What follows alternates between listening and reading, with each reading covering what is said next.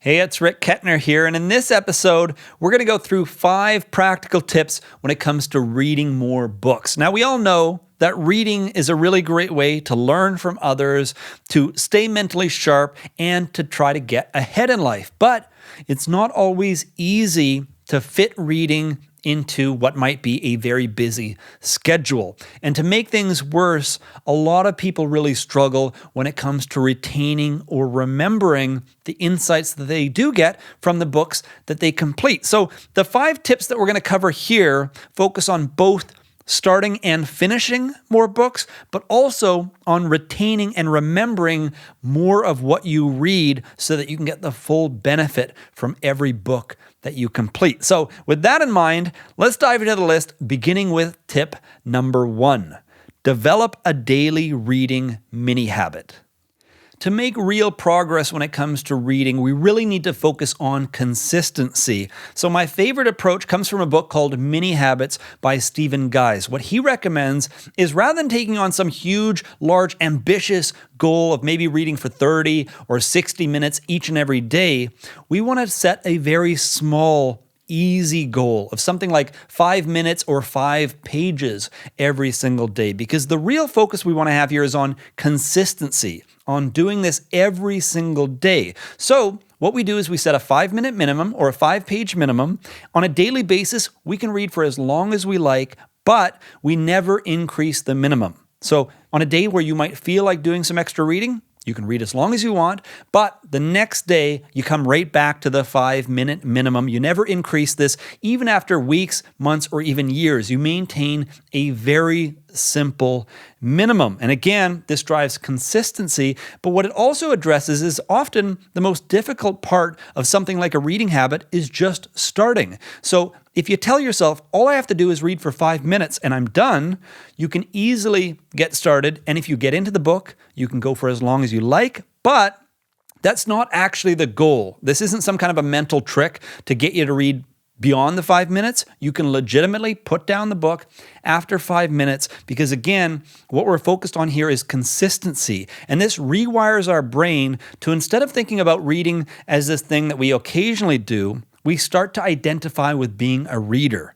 Because we read a little bit every single day, we're now a reader. And if we choose to go longer, we can go longer. But the main thing here is to really set ourselves up for success by making this a part of our identity, something that we think about doing each and every day. And again, even after years, you never increase the minimum. You just read more when you want to read more, but you'd be surprised at how quickly you can go through a lot of books by maintaining a simple habit like this and really shifting from thinking about reading as this thing that you need to do in huge chunks of time to just maintaining a very simple habit that you can accomplish every single day. Let's move on to tip number 2. Choose relevant and actionable books.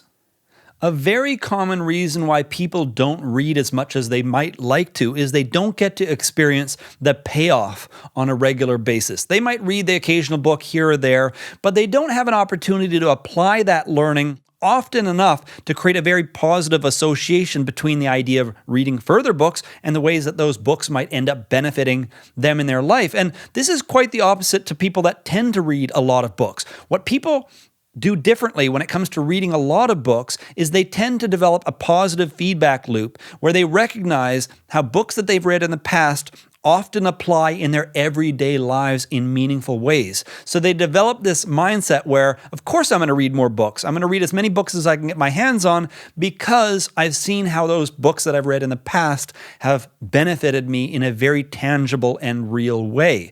So with this in mind, what I recommend if you're relatively new to reading or if you want to dramatically increase how often you read, focus on choosing books that are highly relevant to some area of your life right now and are actionable. In other words, you can apply what you're learning in some way in the real world. So whether it's a challenge that you're facing, whether it's an opportunity that is open to you, find books that immediately can impact your life in a significant way.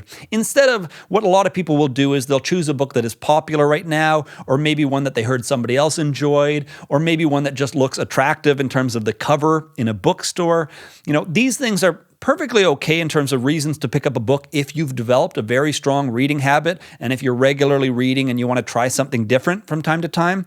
But if you're relatively new to reading, or if you want to read more often, focus on books that are highly relevant to what it is that you're doing. And a huge benefit to this approach, if it's not obvious, is that it's much easier to retain what it is that you're reading. Because by reading something relevant and immediately applying what you're learning to some area of your life in the real world, you will reinforce everything that you're learning, which makes it much easier to retain that information over time. Not just because you might end up applying those things on a regular, ongoing basis, but simply applying things even just once will dramatically improve your ability to retain that information versus reading a book and not having any way to act on what you're reading. If you're looking for book recommendations, I've got a lot of reading lists when it comes to business books. So if you're interested in leadership, business strategy, product management, startups, or something like digital marketing, I do have dedicated reading lists that recommend some of the best books on those subjects, and you can find links to those episodes down in the episode description box. Let's move on to tip number 3. Pick the best book format for you. We live in the golden age of reading where we have 3 really great options when it comes to how we consume book content. We have physical books, digital books, and audiobooks. And what I find is that most people have a very strong preference when it comes to how they read books. But this preference is often based on familiarity as opposed to having experienced the benefits of each of the different formats and truly choosing the one that might be best or most optimized for what it is that you're trying to accomplish. So what I recommend is, if at all possible, try each of the formats out and understand how they work differently than one another. For example, audiobooks, in my opinion, are the most convenient way to read books, but you need to be doing something physically while you're listening to an audiobook. In my experience, it's much, much easier to go through an audiobook if you're on a walk, or if you're on a run, or if you're driving a familiar route, or even doing chores around the house. One of the best benefits to reading audiobooks, for me personally, is that my wife loves it. I end up doing the laundry, I end up doing the dishes, I end up looking for anything else I can do around the house, because for me, it's much, much easier to listen to an audiobook if I have something to do with my hands,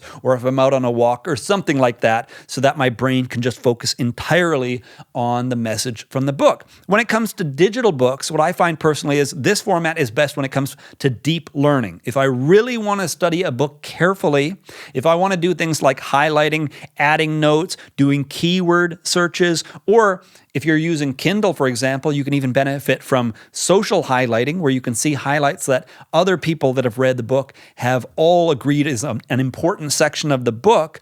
This is one of the unique benefits when it comes to digital books. It's so much easier to dive in and really study the book, and it's really convenient versus something like physical books, because of course you can take digital books anywhere on your phone or your tablet or some kind of an e-reader. So if you want to go deep, then I recommend digital books. Finally, when it comes to physical books, the best thing about physical books is that they're highly shareable.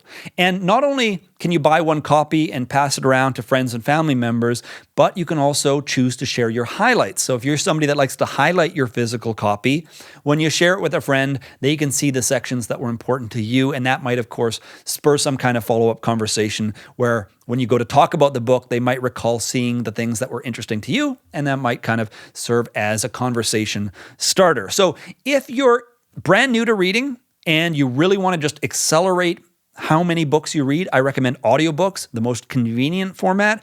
If you want to go deeper, either on a book that seems really important to you, or maybe a book that you've already listened to in audio format and you just want to go deeper, that's where I would recommend digital books. But if you want to benefit from the sharing and the social aspect, then you might be more interested in physical books. Let's continue on to tip number 4. Share what you learn with others.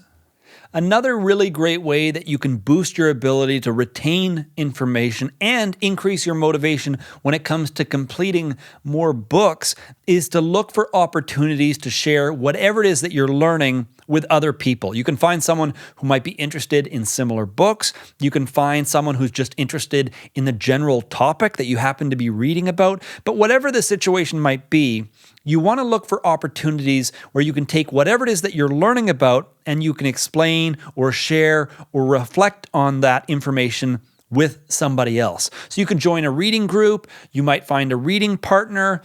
If neither of those options are available to you, you can simply take the book and summarize your key insights and publish them in the form of an article or a video or something like that. But find some way to take whatever it is that you're learning and package that up together and share it with somebody else. My preferred method here is to find somebody else that's reading the same book, because that way you can engage in discussion, you can hear about their favorite insights, you can share your own favorite insights.